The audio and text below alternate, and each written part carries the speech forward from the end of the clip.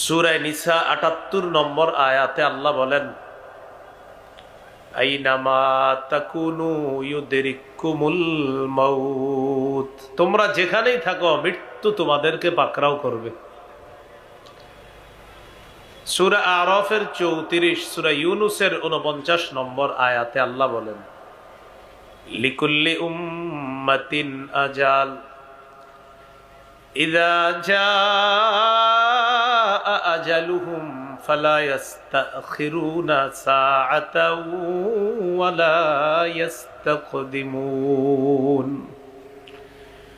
প্রত্যেকটা উম্মতের মৃত্যুর সময় নির্ধারণ করা, মৃত্যু যখন আসবে আগেও না পরেও না, ওই সময় সে মৃত্যুবরণ করবে।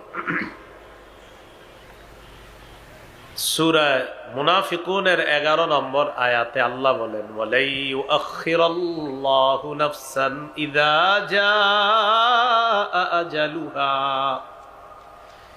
যখন মৃত্যু আসবে তখন আল্লাহ কিছুতেই কোন নফসকে, কাউকে সামান্য সুযোগ দিবেন না, কিছুতেই সুযোগ দিবেন না যখন মৃত্যু